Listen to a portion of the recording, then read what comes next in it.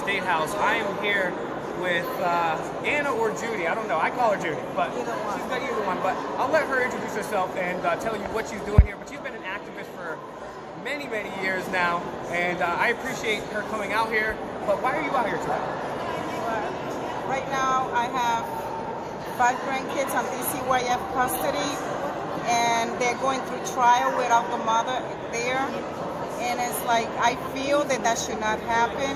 This case been going on almost for 6 years. They have hold my grandkids, having family members that these kids could go to. They refuse, so we believe something did happen to one of the kids. They do not want them to come home so they could tell us. Sexually. They were abused possibly, right? Well, something happened. That's what I feel. That why couldn't they talk to us, or the mother cannot see them? And one of the child was moved from one of the houses after that, correct? Yes. So it wasn't just a theory. Something didn't happen. No. I have told them, I received a call. I've been working in the communities for almost 30 years. More than 30 years. And someone called me and told me that my grandson, where he was at, to have him removed from that home because the lady was something wrong with her. They knew, but they would not tell me. So I automatically called the social worker and I tell them to have my grandson removed from that house. They did not listen until they had to remove him. Like, I don't know if it was 6 months later. The child was sad, and my daughter kept on asking him in the visit what was wrong. And the child was saying, "Nothing, Mommy." But yeah, something was going on. Until one day he couldn't take it anymore. He was like holding his neck, and my daughter looked and it was red in the back and said, "What happened, Mom? I can't take it anymore. She's beating me up, Mom. She's beating me up." Automatic right there, the child was removed. My daughter was sent home. My daughter called me. By the time I got to downtown, that's where the building is, everything was over. I was upset because I let them know before this happened, which they never did listen. They didn't investigate. They didn't do anything, even though the bus yard also called me and told me about my grandson being all the time. They would not pick him up and they would take him to the bus lot. That gives you a red flag right there. Something is wrong. So I called the 1-800 number. I called the social worker. I called everyone to help me to get my grandson from where he was. He was scared and crying. People knew these were my grandkids because I'm always out in the community, church, everywhere. So people knew that this was my grandson and he needed help, not knowing that instead of dcyf helping my grandkids was in danger on dcyf custody. And this is so hard. This has been going on and going on, and they kind of brush things off. They don't publish anything. I work in the community. I know so many things that's happening with these kids. I was a foster mother without pay for dcyf, investigator for free for dcyf. I had over 12 kids from dcyf, me taking care of these kids when they were getting paid. I was just doing it for the kids, but yet I don't qualify to take care of my own grandkids. Well, yeah, not only that, right? So first they take your grandkid away without a warrant, without a judge, without a jury. Now your daughter, right, we went to go visit her last week and the week before that. She is literally locked behind barbed wire. She has not committed any crime. She cannot see her kids, and she cannot even go to court to fight for her behalf. She's literally locked behind bars. And that's why Judy's here today. She's been an activist for a very long time, but as she was just telling you, she's talked to all these people, and everyone's giving her the runaround. So we came here today, and as soon as we walked in, we were able to talk to Trista Piccola, head of dcyf, and she said she would follow up, and also her state rep, Arthur Handy, who said that he would follow up. So now we have these people saying that we're going to follow up. So as I've said before, we have a real problem with dcyf. Kids are getting pimped out. We have missing kids, and we don't even know how many are coming back. And kids are being sold into prostitution and selling drugs under dcyf care. This is all factual. This is all documented. So Judy's here off her butt, and now it's not just me. Now we have a whole bunch of other people here taking action, and this is the most important thing, doing it for the kids.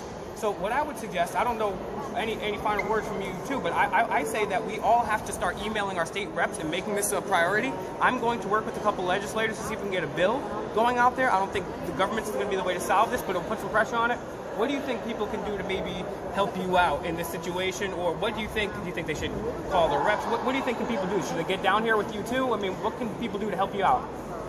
Well, people need to see today is me and tomorrow it could be you. So we need to come forward, speak up, don't be scared. Just grab the phone, look, go on the computer, do whatever your heart tells you to do. Believe me, we need help in this state. It's been going on for almost 40 years. All these things been going on, screwed up. dcyf is like, they got so much power that people are scared, but some of us ain't nuts. I'm one of them who is not scared. Yep, and as you famously said too, it's one of my favorite quotes. Who do you call when dcyf is abusing kids? And we're the only people out here that have to do something. So thank you very much, Judy, and continue your fights. And thank you so much for everything you've done. And we're going to get your kids back one way or the other peacefully, of course. So thank you very much.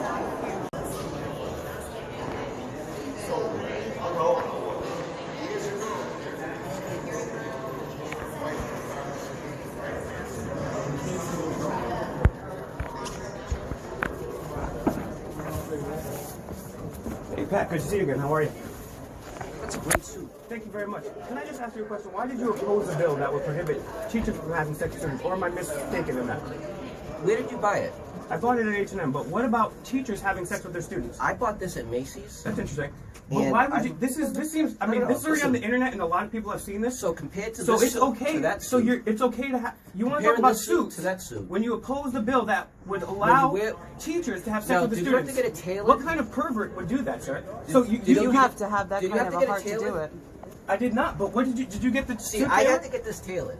Do you like people that are overage So or we're not underage? talking about suits or clothes. I had to get it We're tailored. This talking guy about right here is Pat We want Crowley, to know who your who is husband the head is. of I the represent NEA, and he people. thinks it's okay to have sex with little kids, apparently. So you did not oppose a bill that would prohibit teachers from having sex with their students. You did or did not, sir? Did You you enjoy did or did not, sir? Did the tie match? Conversation. No, I tried that the first time. I tried that the first time. I tried that the first time. Do you have sex with little children Do yourself, you have sir? sex with little children, Are sir? you Did related you to have Do to you buy have the- sex with little Did children? you have to Do buy you the have Are sex you with little interested in children? little Excuse me, I'm children? getting off. I'm me too. Do We're you have getting sex off. with little children? Excuse me, I'm getting off the Why do you have think it's sex okay with that little teachers children? have sex with little children?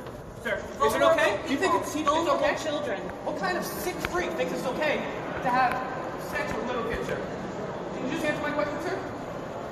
I'm asking you a question. It's the First Amendment. I have every right If to it's not true, you can deny it. You're a public official. Well, you work for the NEA. No, we're asking you a question. You said it was okay. That's our right.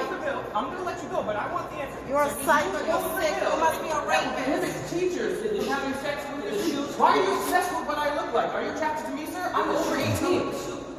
Sir, why do you think it's okay that teachers should have sex with their students? Do you find this hard to believe? Well, guys, Pat Crowley, NEARI. On this video, I'm going to post all the information to contact the NEARI. This guy opposed a bill that would allow teachers to have sex, and you watched with their students, and now he wants to walk away. That's the guy that you're here with. Wow. Wheelchair before Demand the Truth. I'm here with Rep. Bob Quattrochi. Now, as you guys have seen on my YouTube, my Facebook page, I've asked every single state rep, every single state senator, I've called them, I've emailed them at least 4 times, every single one of them, Office of the Governor, all of her staff. Judy and I went in there, Chase and I went in there, and called every single person off the child advocate. The only person, and I have this on video, but you guys glossed over this video because there was another video you guys watched today. But this, in my estimation, is the only true representative that we have here. He's the only one with the cojones enough to say, hey, we're having these missing kids. I asked all these people, and they didn't ask. And so Rep. Quattrochi asked, I'm going to re-upload this video and reshare. Rep. Quattrochi asked the question, where are these missing kids? She's like, 20 to 25 go missing every day. And then Quattrochi's like, well, that's kind of weird. Do you know how many don't come back? And she didn't have that answer. So if you just want to speak about, are you running again, a little bit about your background, and why are you so different than everybody else out here? I'm not sure that I'm that much different. I actually, was contacted by a constituent who was concerned about this issue, so I was in committee, and I asked on behalf of my constituent, and, right is right and wrong is wrong, and that's my feel about it, So. And now, as far as the next election cycle, any plans to keep it going? It's still too early to tell?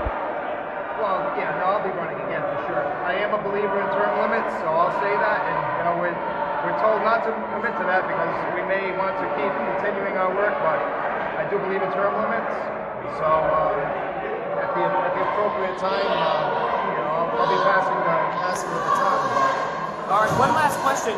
I think it might be a good tactic as far as working legislatively, instead of me just going up and asking and email all these state reps, if we had a piece of legislation, so potentially if we were to craft something that was so easily taken in by both sides, where maybe we have to have a warrant or a jury by your peers, or you know, maybe we should look at it. If we can get some type of legislation on the books, I think it might be able to get something to stick to these people. Like, you don't agree with this bill that would, you know, put this extra fail-safe?